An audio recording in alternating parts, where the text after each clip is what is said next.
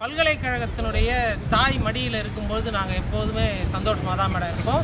ஏன்னா எங்களை வளர்த்த இந்த பல்கலைக்கழகம் நல்ல ஒரு நிலைக்கு கொண்டு வந்திருக்கு எங்கள் எல்லாரையும். அதனால் இப்போ ஒரு சில நாட்களாக ஒரு பிரச்சனை இருக்கிறதுனால நாங்கள் வெளியில் இருக்கோம் மேடம். அவ்வளோதான் ஐயா. நல்ல ஒரு சில விஷயங்கள் கொண்டு வந்த தாய் கழகத்தில் தாய் மடியில் சில அறிகுறிகள் இருக்க தான் செய்யும். எல்லாமே பர்ஃபெக்ஷனாக இருக்குதுன்னு சொல்ல முடியாது.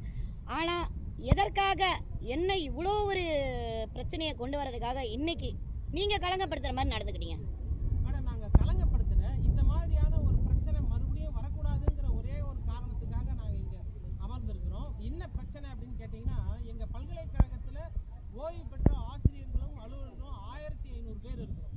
அந்த 1500 பேருடைய குடும்பமும் ஒரு நாள் பென்ஷன் வரலைன்னா கூட பல இன்னல்களை சந்திக்க வேண்டிய சூழல் உருவாகும். இது வந்து மிகப்பெரிய ஒரு நிறுவனம், கல்வி நிறுவனம். பல லட்சம் மாணவர்களை உருவாக்கிய ஒரு கல்வி நிறுவனம், 6 குடியரசுத் தலைவர்களை உருவாக்கிய ஒரு பெரும் பல்கலைக்கழகம். பல நாடுகளில் இருந்த ராணிகள் வந்து தன்னுடைய நாட்டை விட்டு இந்த சென்னை பல்கலைக்கழக தத்துவத்துறையில் வந்து பயின்ற பல்கலைக்கழகம். பல மேதைகள் இருந்த பல்கலைக்கழகம், பல ஆசிரியர்கள் இருந்த பல்கலைக்கழகம் இன்றைக்கு வந்து இந்த மாதிரி ஒரு சூழ்நிலை தள்ளப்பட்டிருக்குன்னா அது வந்து மிகப்பெரிய ஒரு சோகமான ஒரு சூழ்நிலை. அந்த சூழ்நிலையை நிரந்தரமாக நீக்கிறதுக்காக நாங்கள் தமிழக முதல்வர் அவர்களை மன்றாடி கேட்டுக்கொள்வதற்காக இன்று நாங்கள் இங்கே தமிழக முதல்வர் என்று நீங்கள் சொல்லியிருக்கீங்க.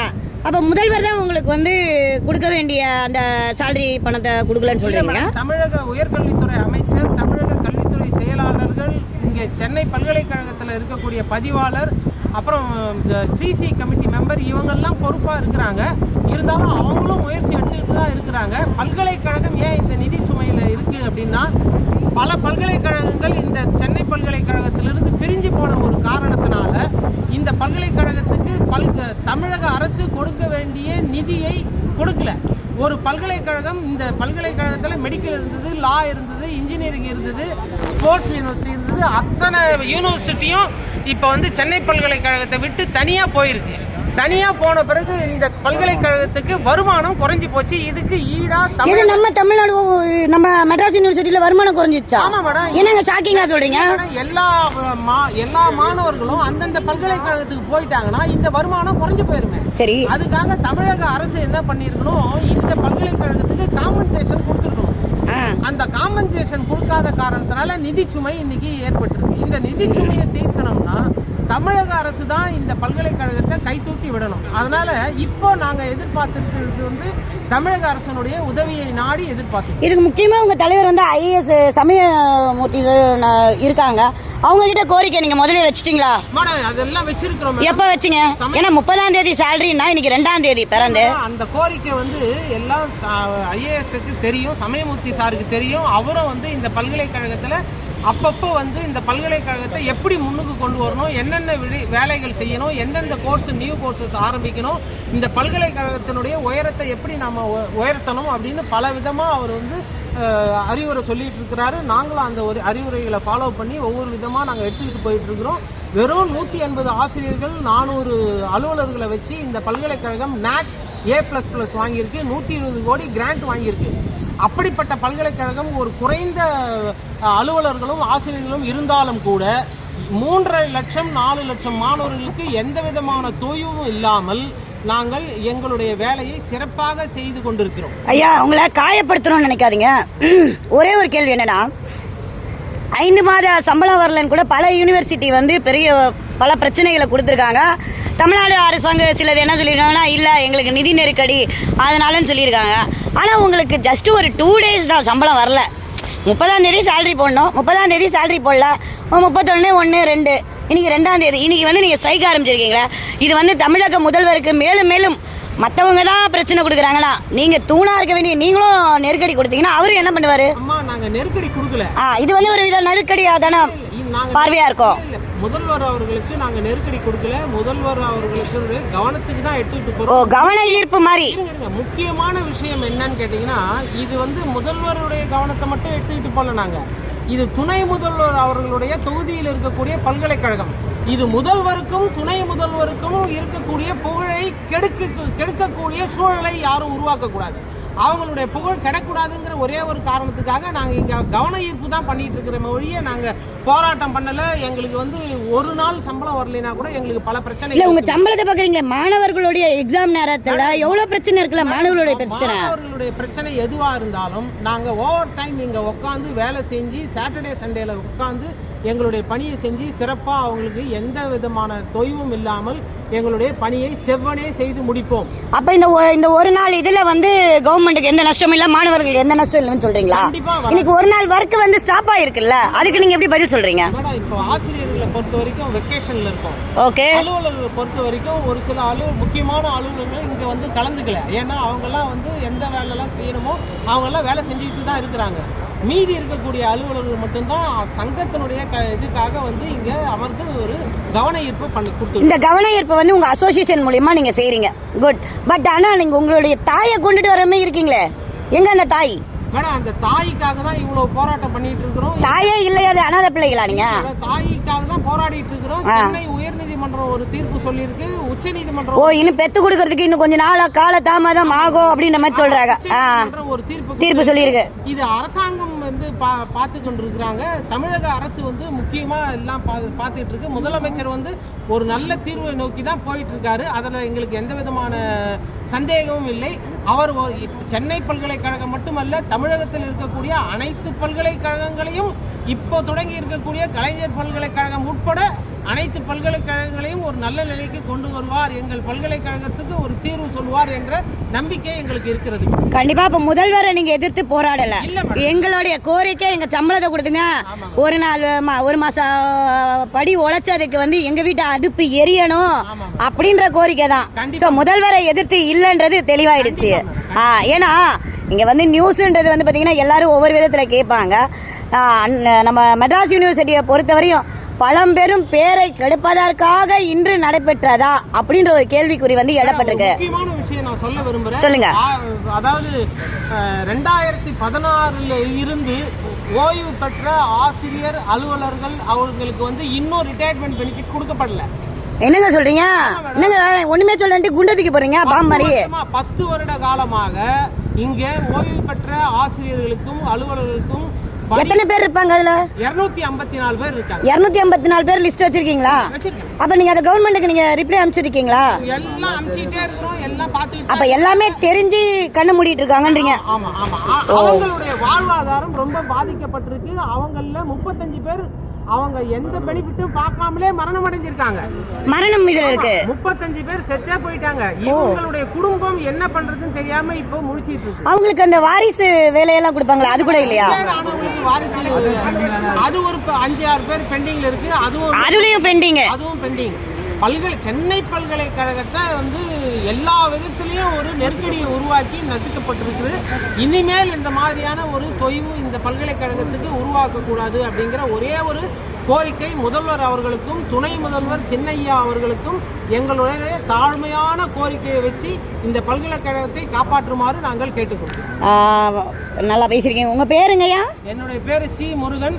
சென்னை பல்கலைக்கழகத்தில் முதல் பிற்படுத்தப்பட்ட வகுப்பை சேர்ந்த சமஸ்கிருத துறை பேராசிரியர்.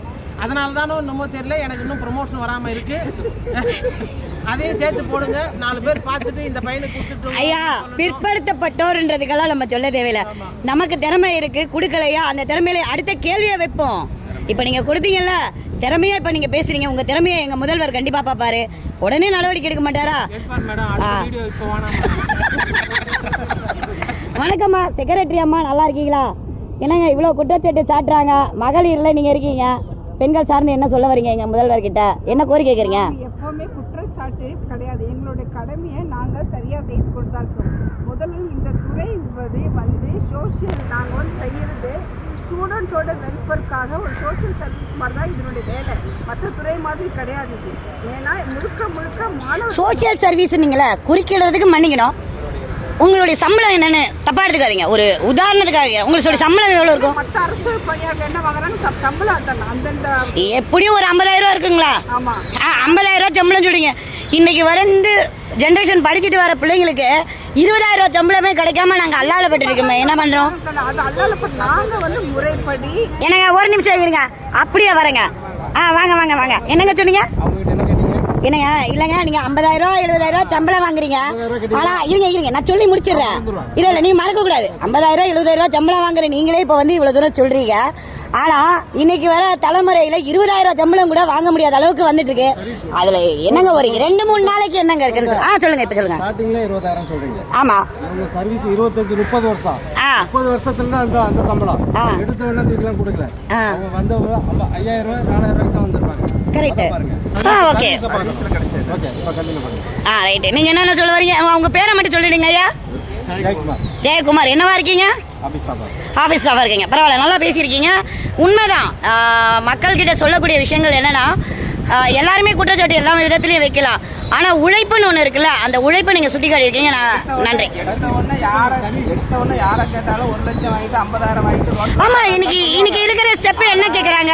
25 வருஷம் கழிச்சு தான் அந்த அமௌண்ட்டை வாங்குறோம். ஆனால் நீங்கள் படிச்சு போனவொன்னே 25,000 வாங்கிருந்தீங்க. கண்டிப்பாக அதுதான் பிரச்சனை தவிர, ஆனால் சொல்லும்போது சம்பளம் நிறைய வாங்கிட்டு இந்த பக்கம் யாராவது லேடிஸ் பேசுறீங்களா? ஏன்னா பெண்கள் பேசுனா நம்ம முதல்வருக்கு நன்றாக காது கேட்கும், உடனடியா சட்ட கதவுகள் திறக்கும்.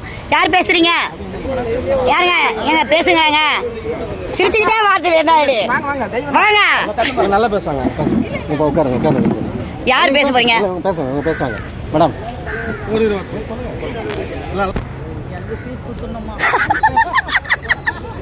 நாங்க மக்களுடைய வேலை செய்யறோங்க. சொல்லுங்கம்மா, உங்களுடைய குறைகள் என்ன? யார் வாய் திறக்கிறீங்கன்னு பார்ப்போம். உங்களுடைய அப்போ ஒண்ணுமே இல்லையா? இங்க பாருங்க மக்களே, இத்தனை பெண்கள், அது பெண்கள் கூட்டமைப்பா இருக்கு. இல்ல ஏமா என்னையாமா கொத்து விடுறேன்றாங்க. சரி என்னமோ ஒண்ணு, மக்கள் கூட்டம் அலைமோகுது, அது பெண்கள் கூட்டம் அலைமோகுது.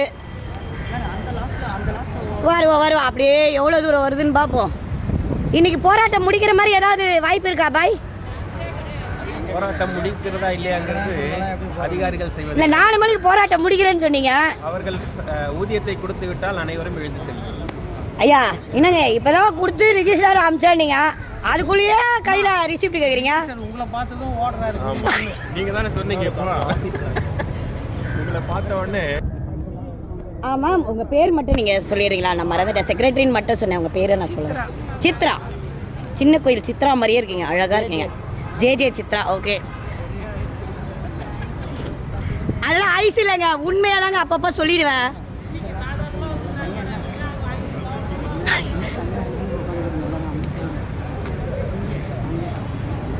அங்க ஒரு போராட்டம் நடக்குது, இங்க எல்லாருமே உட்காந்துருக்கீங்களா? இங்க வேற ஒரு போராட்டமா? இல்ல அதே போராட்டம் தானா?